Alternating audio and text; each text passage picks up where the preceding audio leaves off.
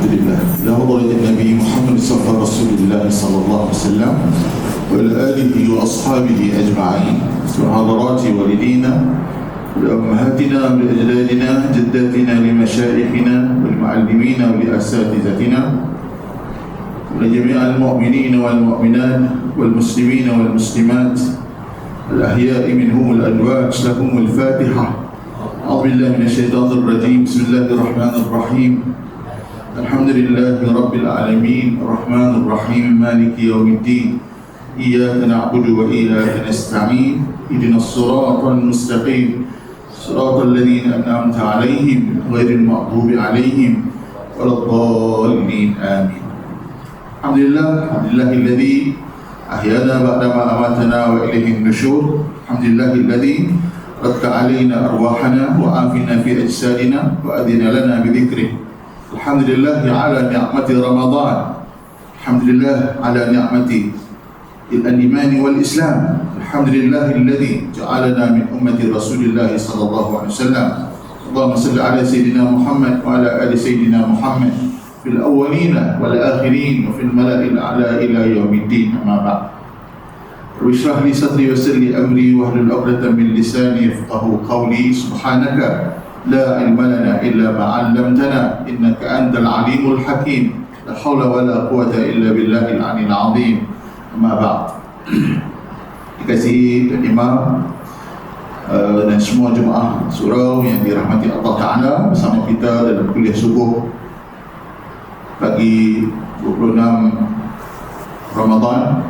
Kita akan masuk malam 27 Ramadan pada tahun ini. Alhamdulillah, Allah masih memberikan kesempatan hidup kepada kita pada pagi yang mulia, pada hari yang mulia, pada subuh yang mulia, pada hari ini di hujung-hujung Ramadan ataupun yang kita sebut sebagai 10 terakhir Ramadan. Kita sangat bersyukur pada Allah SWT, dan kita telah menzahirkan syukur itu dengan ucapan, dengan perbuatan dan juga hati kita yang bersyukur kerana anugerah Ramadan pada tahun ini. Alhamdulillah.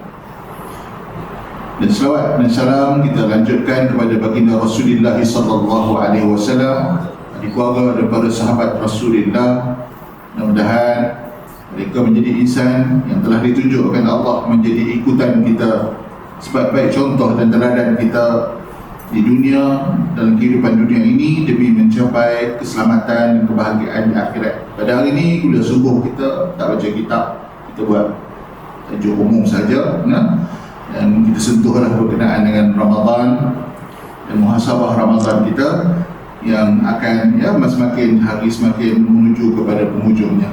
Muslimin muslimat yang mati Allah Subhanahu wa Ta'ala, kita pernah dengar dalam tazkirah-tazkirah kita masuk Ramadan ni, walaupun elok tajuk masuk Ramadan ni awal, tapi nak relatekan dengan apa yang kita nak sentuh pada hari ni, mungkin ulang-ulangan Ramadan bahasa Arab, perkataan Arab ya, Ramadan daripada perkataan Ramadhan yarmudu, maksudnya membakar. Jadi kat mana kita dah tengok maksud perkataan itu, maksud membakar itu ataupun panas membakar itu kerana kebiasaan kelaziman bulan Ramadan pada awal-awal ataupun masyarakat Arab ataupun di dalam kehidupan Rasulullah daripada sahabat, Ramadan ni panas lah. Macam kita kata sekarang ni cuaca ni beberapa negeri panas, terik kan, mungkin boleh rasa lah maksud Ramadan membakar tu. Jadi itu maksud pertama. Kemudian ulama melanjutkan, terkadang berlaku setengah-setengah tempat dia tak panas. Macam mana nak difahamkan maksud panas itu kan?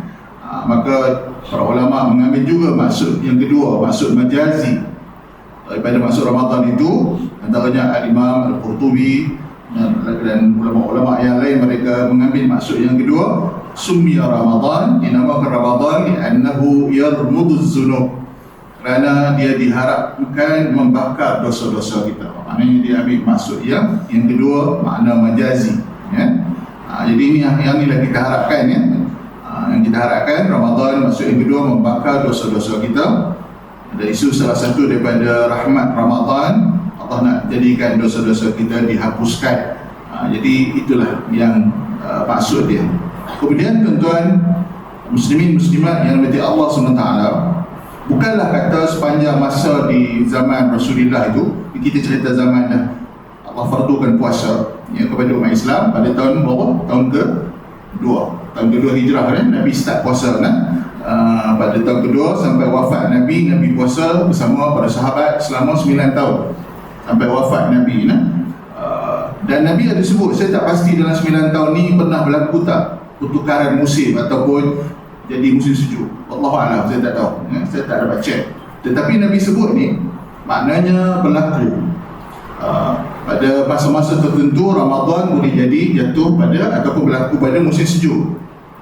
Ada tempat tu mungkin sejuk selalu memang tempat dia dah memang sejuk. Tetapi tempat-tempat yang panas, contoh kita sebut tadi Jazirah Arab yang panas tadi, bila berlaku musim Ramadan tu, Allah jadikan pada musim sejuk. Musim sejuk bahasa Arab panggil apa? Kalau panas dipanggil faslus saif. Saif itu panas. Jadi kita ada empat lah kan, empat musim kan. Tapi Arab ni dia ada dominan tu dua, panas. Yang seringnya panas. Dan satu musim sejuk. Musim sejuk dinamakan faslus syita. Syita tu sejuk ya. Yang tu kita dah baca dalam surah Ila fi Quraisy ila fihim rihlatash shita'i was-sayf. Ada cerita tu, syita sejuk, sayf panas. Dia ada menega musim panas sejuk. Sebab di tanah Arab kan ada boleh buat apa kan? Jadi pendapatan dia orang tu adalah dengan keluar ekspedisi niaga musim panas dan musim sejuk. Gitu kan. Jadi ada dua musim itulah yang dominan, dan itulah pendapatan orang-orang dulu masa di tanah Arab tu kan. Sebab tu Nabi pun pernah berniaga, Nabi pun pernah uruskan perniagaan Sayyidatina Khadijah pada musim-musim itu. Baik, jadi balik kepada penceritaan kita, pernah berlaku, tak tahu di zaman Nabi ataupun Nabi sebut benda ni, maknanya berlaku lah lepas tu. Maknanya pernah berlaku musim Ramadan itu berlaku pada musim sejuk. Apa Nabi sebut bila Ramadan berlaku pada musim sejuk? Ya? Maka Nabi kata di antara al-ghanimatul baridah, Nabi kata dalam satu hadis, minal ghanimatil baridah as-sawm as-siyam fi syita. Daripada ghanimatul baridah iaitu dapat berpuasa pada musim sejuk. Al-ghanimah baridah ni apa? Ini istilah ya? Istilah al-ghanimah ni kita biasa dengar apa kalau sirah? Harta rampasan kan? Ghanimah ni harta rampasan perang. Al-baridah ni sejuk. Jadi apa nak nampak kaitan harta rampasan sejuk kan? Ini istilah dia, kita kena faham istilah dia. Al-ghanimah ni maknanya harta rampasan, keuntungan lah yang dapat. Jadi itu dah faham keuntung tu. Al-baridah dia sejuk. Arab dia bukan hanya guna perkataan baridah. Baridah ni daripada perkataan barada yabrudu, buru dan ya. Arab ni dia tak guna buru dan ini hanya pada maksud sejuk.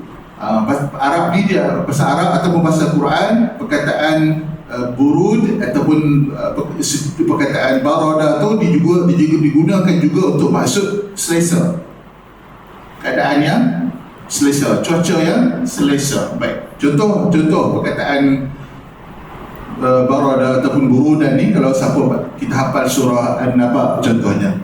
Apa An-Naba ayat cerita ahli neraka. Ada ahli cerita ahli neraka للطاغين كأن جهنم كانت مرصادا للطاغين مآبا. Ini cerita ahli neraka ni. Duduk dalam neraka, apa yang berlaku di dalam neraka, للطاغين مآبا لابثين فيها أحقابا. Mereka duduk di dalamnya bergurun-gurun lamanya. لا يذوقون فيها بردا ولا شرابا. Mereka tak rasa bardan. Bardan tu perkataan tadilah yang faham mula kita. Badan ni maknanya sejuk. Maknanya dalam neraka tak rasa tak ada sejuk. Kita ni ada rasa berangin lagi kan. Wala syaraba, dan tidak ada minuman. Tak ada. Illa, tiba-tiba Allah kata illa, kecuali ada lah minuman. Tapi minuman bukanlah maksud minuman yang menghilangkan dahaga. Apa minuman dari neraka? Hamiman wa ghassaqa. Hamiman ni air panas menggelegak. minum dalam neraka no? Bukan menggelegak dapur rumah tu. Dapur rumah tu benda teruk dah. Dia menggelegak neraka punya no? Itulah minuman dia. Warasaqa ni nanah-nanah air bisa yang keluar daripada badan yang di neraka. Yang itulah dia orang duk minum. Allahu Akbar Jadi perkataan la yadhuquna fiha barda berarti tak rasa sejuk, bukan hanya tak rasa sejuk, tak rasa nyaman dalam neraka. Maknanya kita ni nyaman tu ada lagi. Neraka memang tak ada nyaman langsung. Tu dia itu maksud barda ataupun Nabi sebut tadi di antara al-ghanimatul baridah, keuntungan yang baridah ni yang nyaman lah, bukan masa sejuk saja, yang buat kenyamanan dalam hidup orang Islam, orang beriman ni bila mana Allah jadikan Ramadan pada musim sejuk. Sebab sejuk, musim sejuk apa dia? Kelebihan dia. Dan sejuk siang dia apa? Siang jadi pendek, malam jadi panjang. Puasa pendek okay. Puasa pendek itulah dia punya untung dia. Puasa pendek, malam panjang. Malam panjang, kalau kita malam panjang, makan lama kan? Kita kata macam tu, tak bagi sahabat. Malam panjang ni adalah peluang untuk beribadat banyak lah kan? Peluang kan? Begitu kelebihan. Nabi kata di antara ghanimatul baridah, tuan ingat perkataan Arab dia tu, daripada ghanimatul baridah as-sawmu as-siyamu fi syita, iaitu berpuasa pada musim sejuk jadi itu kelebihan. Cuma kita ni masa agak sama ya, badan sejuk kan. Cuma kalau tempat yang betul-betul dapat musim sejuk tu, dia malam panjang. Jadi kelebihan tu kat situ lah. Tu Nabi sebut hadis tu ya. Pada sahabat-sahabat ni kalau datang Ramadan musim sejuk tu, kira satu nikmat lah. Satu nikmat. Sebab sering panas je, sering membakar dia cuaca Ramadan tu kan. Kalau dapat Ramadan musim sejuk tu, syukur sangat pada Allah. Sebab itu ruang peluang banyak dapat beribadat yang lebih banyak dan masa puasa pun pendek jadi itu satu anugerah dan hadiah daripada Allah Subhanahu wa taala kepada umat Rasulullah sallallahu alaihi wasallam. Muslimin muslimat yang Allah tabaraka wa taala. Jadi dah dapat dah kod perkataan tadi al-ghanimatul baridah. Nak tulis tak nampak lah, tapi tuan-tuan boleh bayar lah tulisan Jawi dia macam mana. Boleh bayar. Nampak sabut tak boleh. Tak apa, ada mikir. Sebut tu sudah mungkin adalah al-ghanimatul baridah. Baik. Seorang imam tafsir, kalau sebut nama tuan-tuan kenal Imam Ibn Katsir rahimahullah. Imam Ibn Katsir dia ada sebut perkataan al-ghanimatul baridah di dalam kata-kata dia. Dia kata tadi dah faham kan? Di antara ghanimatul baridah, kata Imam Ibn Katsir rahimahullah, dia kata kalau Allah Ta'ala bagi kita ni berubah di hujung umur kita. Maknanya umur kita ni kita tak tahu berapa banyak, tapi dekat-dekat nak balik Allah bagi kita berubah. Allah bagi kita hijrah, jadi berubah hidup kita jadi baik. InsyaAllah ni semua ni ya Allah dah bagi cantik dah di hujung kita ni lah. Jangan duk cari yang lain lah, ni cantik dah. Allah bagi hujung cantik. Di antara ghanimatul baridah tadi, keuntungan yang besar, kata Imam Ibn Katsir, Allah Ta'ala bagi seseorang tu berubah di hujung umurnya. Dengan sebab berubah di hujung umurnya ini, dia kata apa? Allah maafkan hidup dia yang sebelum ni. Nampak? Itu keuntungan. Maknanya Allah Ta'ala ni dia kira kita ni bukan awal. Allah kira kita ni, aku kira hujung kamu siapa. Kalau kamu hujung cantik, aku padam semua, aku lupakan sebelum ni. Ni maknanya huraian daripada kata-kata ulama tafsir ni. Ghanimatul baridah ni, Allah ni baik dengan kita. Kalau orang dia tak mau, baik apa aku tak kira. Jahat dulu dia dah. Baik Allah dia kira yang dulu. Tapi Allah dia tak kira dulu. Dulu ni kita cerita dulu macam lah kan. Nak cerita dulu baiklah kita cerita lah sekarang. Sekarang penting yang sekarang. Sebab bila untung besar bagi seorang yang mukmin tu, kata Imam Ibn Katsir, bila mana diislahkan bahagian akhir hidup dia, maka Allah Ta'ala maafkan dia pada bahagian pertamanya dulu. Ini yang kita nak. Sebab tu kenapa kita kena balik dan usaha untuk kita menjadi hamba yang soleh di perjalanan hujung kita ni, sebab Allah rahmat dia luas. Kita dah baca hadis kursi kan, rahmat Allah Ta'ala ni luas. Di antara rahmat Allah luas yang menjadi keuntungan besar bagi hamba-hamba dia adalah Allah terima kita macam mana ada kita dulu pun Allah terima kita. Dalil banyak, contohnya cerita siapa? Bani Israel, seorang penjahat yang bunuh berapa? Asal dia bunuh berapa? 99 kan? Jahat dia tu bunuh kan? Kita tak ada bunuh orang pun kan? Tak tampak nyamuk itu pun ya kan? Bunuh orang tu jahat, ketua penjahat. Ini Nabi cerita dalam hadis sahih kan? Tapi Allah bagi dia berubah, Allah bagi hidayah dia di hujung dia.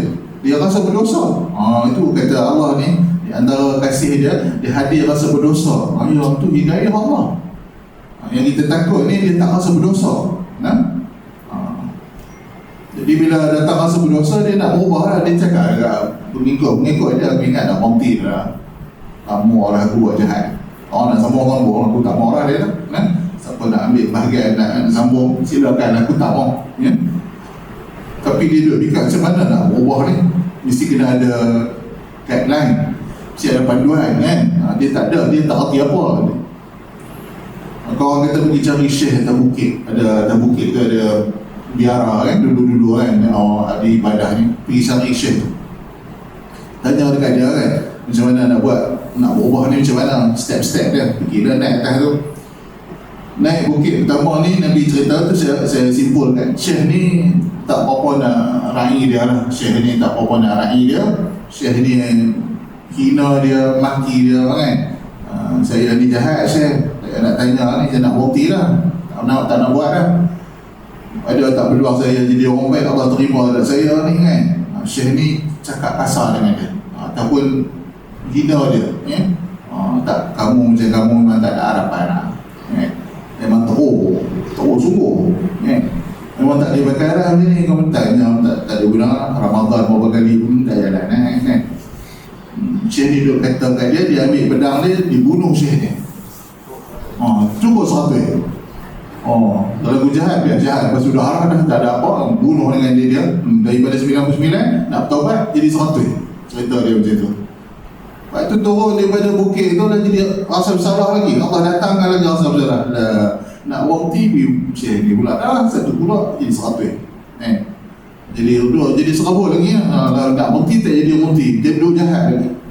Lepas tu orang kata cuba cari syekh yang lain bukit, satu lagi pula dulu-dulu ni nak ubah tu bukan senang. Pula ni datang masjid surau ya kan. Dulu nak cari jawapan, nak kena naik ke bukit, nak cari ya, nak cari orang-orang ibadat atas gunung susah lah macam tu kita. Kalau kita pergi syekh nombor 2 pula, ada satu syekh lagi. Syekh ni bagi sambut, syekh ni sambut dengan baik, ra'i dia, cakap elok dekat dia. Dia pun beritahu saya jahat, dia kata saya tahu dia jahat, saya jahat, saya bunuh orang banyak. Sebab asalnya 99 yang tapi syekh bukit sebelah tu dah kenal dengan saya. Saya duk tanya dia elok, dia jawab macam tu, kan dah kenal kita kan. Saya nak tanya saya ni yang boleh jadi baik ke tak kan, nak berubah Allah terima saya. Syekh ni jawab elok macam seorang ayah cakap kan, InsyaAllah boleh, ada peluang lagi kan. Bukan pasal syekh tu takut, bukan InsyaAllah ada peluang, boleh. Tapi cuma ada pesan sikit, syarat dia ada syarat lah kan. Syarat dia, kamu jangan duduk lagi kampung tu dia tak boleh. Kamu niat nak baik, tapi kampung tu dia tak membantu. Menunjukkan sini, apa dia Nabi nak cerita kat kita, nak jadi orang soleh ni kita kena ada apa tuan-tuan? Kena ada bi'ah, dia panggil. Bi'ah ni apa dia? Suasana. Kadang-kadang suasana tu tak tolong kita. Tu yang kadang-kadang tak jadi. Tu penting suasana. Macam kita harap suasana surau kita ni lah kan. Teman-teman yang baik ni. Penting suasana ni. Kita tak buat. Kalau tak ada kawan, tak buat. Tak boleh. Kita bukan boleh Lord Ranger seorang-seorang. Tak boleh lah. Malam ni kita kena ada kawan. Baik, kamu yang tu kamu kena tinggal. Kawan kampung kamu tak sesuai, kena cari kampung lain. Dia cara pergi satu kampung orang baik-baik, dia ada suasana.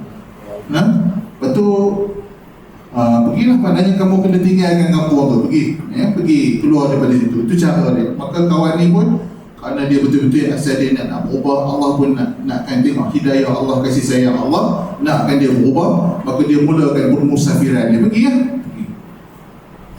Dalam perjalanan tu yang jauh tu dia sakit. Dia dah berapa umur kan, dia lama dah. Maka jatuh sakit. Dan dalam perjalanan tu ditakdirkan Nabi kata dia mati, meninggal dunia. Tak sampai pun. Nak cerita tak sampai pun kampung tu. Dah melangkah dah. Dia nak cerita rahmat Allah, tak sampai pun. Bila tak sampai, malaikat Nabi kata duk tulis dia ni, masalah nak tulis dalam buku mana dah ni. Kan? Dia ni nak tulis dalam buku orang baik ke? Tak start buat baik pun. Bukan start apa pun. Kan? Tak buat apa pun lagi, baru nak langkah. Lepas tu malaikat yang rahmat pula nak tulis orang yang baik. Sebab dia dah mula berancang nak buat baik. Jadi duduk ada pertelingkahan malaikat kat situ. Nak tulis buku mana dia ni. Maka Allah Ta'ala ni yang maha tahu. Allah maha tahu. Allah yang maha bijaksana. Allah dah tahu dah hamba dia ni. Allah Ta'ala hantar satu malaikat lain pula untuk mengadili pertelingkahan ini. Dalam masa yang sama Allah Ta'ala dah lipat bumi dah. Rahmat Allah dah lipat perjalanan dia dah. Maknanya Allah jadikan perjalanan dia dah dekat. Malaikat yang dia kata Allah suruh kita sukat perjalanan dia. Tengok rahmat Allah. Allah tak cakap amalan dia pun, nampak rahmat dia. Perjalanan dia, amalan dia tak buat apa. Iqra' satu pun tak start lagi ni. Tak buat apa lagi. Tapi Allah kata tengok perjalanan dia, sukat perjalanan dia. Sukat tengok dah dekat dengan kampung yang orang baik-baik. Maka bila sukat-sukat dah dekat, maka Allah buat keputusan apa? Allah ampunkan dosa-dosa dia. Tidak rahmat Allah. Ujung perjalanan ni Allah ampunkan dia, Allah Ta'ala maafkan dia, Allah kira dia ni mati sebagai hamba Allah yang saleh. Tengok tuan tak buat apa lagi. Tapi ini antara contoh cerita Al-Ghanimatul Baridah ni. Kita kena berubah di hujung hayat kita. Tebus balik. Macam sahabat Nabi tebus. Banyak sahabat-sahabat Nabi tebus. Sebab apa? Dulu sebelum dapat hidayah, mereka sangat benci kepada Nabi SAW. Sebelum dapat hidayah, mereka kata tak ada orang yang kami benci melainkan Muhammad. Islam kami benci. Tengok-tengok Allah bagi hidayah, tuan-tuan. Antara orang yang dulu musuh ketat Nabi siapa? Akhir dapat petunjuk, siapa dia? Umar bin Khattab. Lagi siapa dia? Abu siapa? Abu Lahab lah. Abu Jahal. Abu siapa lagi seorang terkenal ni? Abu Sufyan dia kan. Ui, ketat masa tu. Berapa perang dia lawan dengan Nabi kan. Tengok, Allah jadi hidayah dekat dia kan. Khalid bin Walid, perang Uhud, masih lawan Nabi lagi, perang Uhud kan. Dan ramai lah, termasuk yang bunuh pakcik Nabi dalam perang Uhud, nama Wahsy. Wahsy dapat hidayah kan. Tu kata tuan-tuan, Allah bila mereka dapat hidayah ni tuan-tuan, apa yang sahabat-sahabat buat ni tuan-tuan, bahagian Islam hidup mereka tu mereka tebus balik. Sebab mereka terkenang masa sebelum Islam mereka, walau Allah hapuskan kan, bila syahadah habis lah kan, tapi mereka nak Allah tebuskan. Sebab tu contohnya Sayyidina Wahsy, Nabi sedih tu wafat pakcik Nabi Hamzah kan, Nabi sedih dalam perang Uhud. Walau dia tu nak dibebaskan daripada tuan dia kan. Bukanlah dia memang rancang nak bunuh, tapi dia hamba yang dia harap dibebaskan. Maka dia telah bunuh Sayyidina Hamzah. Tapi dia dapat hidayah Allah Ta'ala. Dan lepas tu dia jumpa Nabi SAW. Nabi terima Islam dia, tapi Nabi tak boleh nak tengok dia. Sedih kan. Nabi tak boleh tengok dia. Nabi kalau cakap tak boleh tengok muka dia. Dan Nabi pun tak ada nak jumpa dia sangat. Jadi dia sedih kan. Sedih kan. So dia rasa galat daripada ni kan. Sampailah wafat Nabi SAW, dia doa sedih. Nabi macam sedih wafat tu kan. Jadi dia buat apa tuan-tuan? Dia cara apa dia nak tebus balik tuan-tuan? Apa Wahsy buat? Dia dah selamat tuan-tuan, tapi dia rasa sepak benda tu. Bagi dia tak selesai. So dia fikir, aku kena buat apa ni? Dia kata, aku sedih, Nabi sedih sebab aku pergi tombak lembingkan pakcik Nabi. Nabi duk kenang benda tu kan, Nabi sedih. Jadi apa tuan-tuan dia buat? Bila zaman Sayyidina Abu Bakar perang dengan geng mengaku Nabi ni, siapa? Nama siapa dia? Musailamah. Mengaku Nabi kan. Sayyidina Abu Bakar lancar perang. Dan orang tak bayar zakat kan. Jadi waktu ni dia Sayyidina Wahsy ni ambil peluang perang ni. Tapi tuan-tuan, dia bukan takat nak perang, nak mati syahid saja, tapi dia kata apa? Aku nak tebus balik salah aku. Dengan tombak dan lembing yang sama, aku akan lembing dan tombak Musailamah. Dia kata, supaya Allah, aku tak tebus silap aku dulu. Memang betul tuan-tuan. Dia nampak dia nampak Musailamah, dia baling lembing tombak dia tu dengan tombak yang dia pernah tombak Sayyidina Hamzah dulu. Dia buat ni sambil dia menangis kepada Allah Subhanahu Wa Taala. Dia minta Allah Taala ampunkan dia, maafkan dia, Nabi maafkan. Ini yang kita kata nak tebus balik. Jadi tuan-tuan, Allah Taala, rahmat Allah dekat kita ni, kalau Allah bagi kita berubah di hujung-hujung perjalanan kita, Masya Allah, ini satu untung besar tuan-tuan. Allah maafkan kita tuan-tuan. Allah boleh padamkan. Sebab tu perkataan yang kita nak banyakkan di hujung Ramadan apa? Allahumma innaka afuwun tuhibbul afwa fa'fu anni. Bila Allah maaf tuan-tuan, dia habis cerita semua. Maaf ni cukup besar tuan-tuan. Kata Imam Al-Qayyim, kalau seorang tu Allah maafkan dia, atatka hawaijuka duna mas'alatin. Siapa yang Allah maafkan dia, maka semua hajat-hajat dia akan datang. Allah bagi, buka semua dah, tanpa dia minta kepada Allah. Itu makna maaf ni cukup mahal tuan-tuan. Jadi bila Allah maaf ni di hujung perjalanan kita, inilah keuntungan besar kita. Yang ni kita nak cari, yang kita nak usahakan sungguh. Ulang-ulang Allahumma innaka afuwun, ya. Minta kepada Allah Subhanahu Wa Taala. Malam ni masuk malam ganjil juga. Salah satu malam ganjil, malam yang ke-27. Ya, malam yang ke-27. Ada orang kata malam 23, ada orang kata malam 21, ada orang kata malam 25 baru ni kan, malam Jumaat kan. Tapi macam mana pun, siapa yang mungkin Allah tunjukkan dia ke apa-apa yang berlaku, sunat dia, sunat apa? Katalah di antara kita ni, malam ganjil sebelum ni dia ada nampak sesuatu ataupun dibukakan sesuatu, tapi sunat apa? Sunat sembunyi, sunat disembunyikan, jangan cerita. Jangan cerita. Sebab apa? Sebab tak nak bagi orang yang malam ni dia kata apa, dah habis dah tak ada dah. Saya tak boleh lah, dia pun tak boleh lah malam ni kan. Dah jadilah kawan tu berkata malam 21 apa. Mungkin jangan cerita. Bagi orang, sebab Allah simpan benda ni rahsia dia kan. Benda rahsia kita pun tak tahu, jadi kedah lagi. Kita cuma apa dia, bersangka baik je kan. Kita bersangka baik. Nanti kata ada hadis 21, ada hadis 23, ada hadis 25 ya. Macam 25 baru ni, malam 23 pandangan Imam Syafi'i. Macam malam ni pandangan siapa? Ijtihad siapa malam ni? Imam Ibn Hajar. Antara yang pegang malam 27 ni adalah Imam Ibn Hajar kan.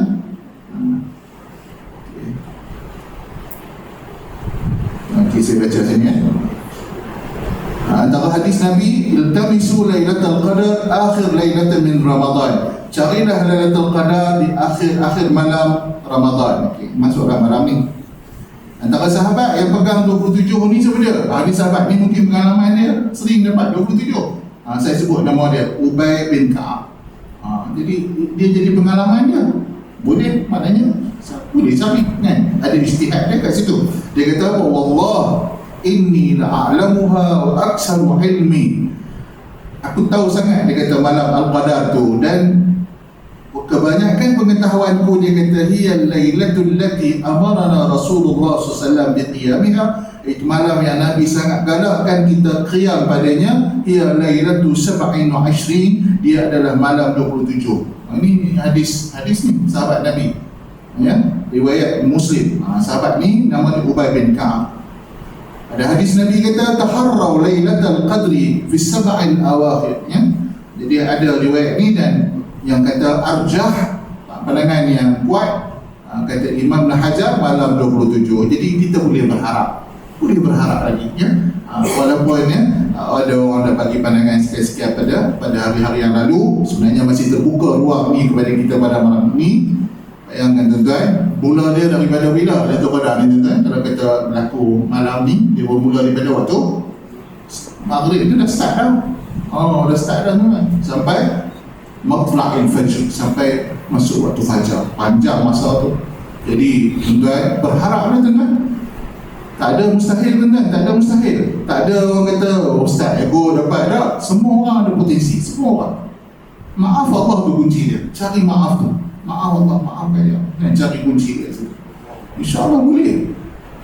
Dan malaikat yang turun pada malam itu, sebab tu di antara malam Al-Qadar ni dinamakan Lailatul Dayyiq, malam yang sesak. Malam Al-Qadar ni malam yang sempit, malam yang sesak. Tapi surau dia tak apa nak sempit dah, dia makin kurang dah. Okay. Dia sempit tu bukan sempit kita, sempit tu malaikat. Nabi kata adadil hasar, malaikat yang turun malam Al-Qadar ni sebanyak kerikil di bumi. Banyak tuan-tuan ya. Jadi hari ni kita nak ambil tuan-tuan, yang saya ulang balik tazkirah baru ni yang kat surau kita ni. Apa yang berlaku, Allah jadikan malam Al-Qadar ni ditakdirkan semuanya nilai dia 1000 bulan. Bukan kata umum secara khusus. Umum dia semua jadi 1000 bulan tuan-tuan. Maknanya kalau tuan-tuan senyum malam ni kat bini tuan-tuan, tuan-tuan senyum 1000 bulan. Tuan-tuan basuh baju malam ni, basuh baju 1000 bulan. Semua dinilai 1000 bulan. Menangis malam ni 1000 bulan dia menangis tuan-tuan. 83 tahun tuan-tuan menangis kerana Allah. Tuan-tuan baca la ilaha illallah, la ilaha illallah 1000 bulan tuan-tuan. Tuan-tuan belanja malam ni, hantar online di rumah Ustaz Aman. Itu dia 1000 bulan yang contoh. Semua main 1000 bulan tuan-tuan. Tuan-tuan ambil peluang tuan-tuan. Ni Ghanimatul Baridah ni tuan-tuan. 1000 bulan tuan-tuan. Dosa tinggal, minta ampun susu. Buat benda baik, jangan kira. Semua benda baik buat 1000 bulan. Sedekah 1000 bulan tuan-tuan. Daripada maghrib ni. Orang kata kalau nak bagi duit raya, dia bersuruh bagi bagi di ujung Ramadan dapat pahala sedekah Ramadan tu kan. Bagi duit raya kan. Tapi ada tradisi duit raya Syawal kan, tapi nak bagi tahu nilai dia. Buatlah semua malam ni kan. Jadi apa yang boleh, ada orang dah balik kan, dah balik malam ni kan, dah boleh pokok, ada mak ayah lagi. Itu semua pahala-pahala besar tu. Kalau nak jadi peluang untuk qada tu kan. Jadi tuan-tuan, semua nilai 1000 bulan. Ambillah peluang malam ni. Saya pesan dari saya dan kita semua berdasarkan ijtihad Ibn Hajar tadi dan juga hadis sahabat Nabi siapa tadi? Ubay bin Ka'ab tadi kan. Ada peluang kat kita semua dan jangan kita rasa aku tak layak awal, aku tak layak. Allah Ta'ala luas rahmat dia. Saya dah sebut tadi, Allah dikira ujung kita. Ada hadis Imam Muslim, innamal a'malu bil khawatim. Amalan yang Allah nilai adalah amalan yang penghujung. Jadi kita ambil juga kata-kata Imam Hajar tadi, kita kiaskan. Tadi dia sebut siapa yang elokkan hidup dia, yang akhir Allah elokkan dia mula-mula. Sama juga dengan Ramadan. Kita pun cerai juga Ramadan ni pun. Ramadan 10-20 hari tu memang layak lah juga kan. Tapi ingat jadi ambil peluang. Dan kita kiaskan kata Imam Kasir tadi, bagi elok yang hujung ni tinggal 3 malam ni kan, bagi elok, bagi cantik, insyaAllah mudah-mudahan ya Allah bagi habuat tu dekat kita. Dan la'allahum tattaqun, moga kita jadi orang yang bertakwa kepada Allah Subhanahu wa ta'ala. Dan tuan-tuan yang mati Allah Ta'ala yang telah kita nak sebut pada subuh ini, ruang-ruang dan peluang kita menjadi hamba Allah. Sebenarnya Allah menanti kita semua ya. Allah menunggu kita untuk kita kembali kepada Allah. Dan mari kita jadikan Ramadan ini sebagai peluang kita dan turning point kita untuk kita lebih lagi mencari keridaan Allah lepas ini. Kita harap kita terus istiqamah tuan-tuan. Mati ramai tak mati bulan Ramadan ni tuan-tuan. Malam ada remaja mati kan, 2 orang kan kena langgar lari nak cerita tuan-tuan berarti Allah. Jadi kematian ni dia tak kira umur lah, bila-bila saja masa dia. Dan kita pun tak tahu, kita tahun depan ada lagi ke, kita pun tak tahu siapa ada, kita pun tak tahu ada lagi ke tak ada. Kematian tu dia datang bila-bila masa saja dalam hidup kita. Dan tak ada nasihat yang lebih baik daripada kematian. Kematian tu kita duduk hari-hari hadap cerita kematian. Dan berapa ramai raya orang tahun ni, raya air mata dia kerana tadi kerana kematian ahli keluarga yang berlaku. Jadi saya nak beritahu pada hari ini Masya Allah. Jadi ambillah peluang pada malam ini, masuk malam 23 Ramadan. Mungkin ada yang dah nak musafir dan sebagainya. Tapi kebaikan ni boleh, apa saja kita boleh buat kebaikan itu. Dan ambil peluang malam yang mulia ini dan sampailah di hujung Ramadan, mudah-mudahan bagaimana Allah kata pada kita, la'allakum tattaqun, kita menjadi hamba Allah yang bertakwa. InsyaAllah kelas kita akan kembali lah nanti kelas tafsir kita nanti akan dimaklumkan. Menurut sahabat kita, abang haji kita nak mula cepat. Setengah tempat lain dia orang kata tunggu kuih raya habis baru kita start. Macam-macam lah ceritakan ikut tempat masing-masing lah. Tempat kita ni, kita tak nak hilang momentum tu lah. Momentum Ramadan kita nak teruskan menuntut ilmu, nak teruskan perjuangan kita sampai ke akhir hayat kita. Ya, jadi saya ambil peluang pada subuh ini memohon kemaafan kepada semua sahabat-sahabat, salah silap saya, kekurangan saya dan kata-kata yang tidak sesuai dan tidak layak yang saya pernah cakap, yang pernah saya tuturkan. Yang saya juga memberikan memaafkan kekurangan sesama kita, dan itulah cara kita mendapat kemaafan daripada Allah Subhanahu wa ta'ala. Yang baik daripada Allah, kelemahan pada diri saya sendiri. Aku qauli hadza, astaghfirullahal azim. Assalamualaikum warahmatullahi wabarakatuh. Waalaikumsalam. Nak diri ke duduk? Nak duduk ya? Asal duduk. Tak apa duduk lah. Nak bersalam, salam kat diri belakang, kita boleh buat kursi. Saya boleh ke depan ni.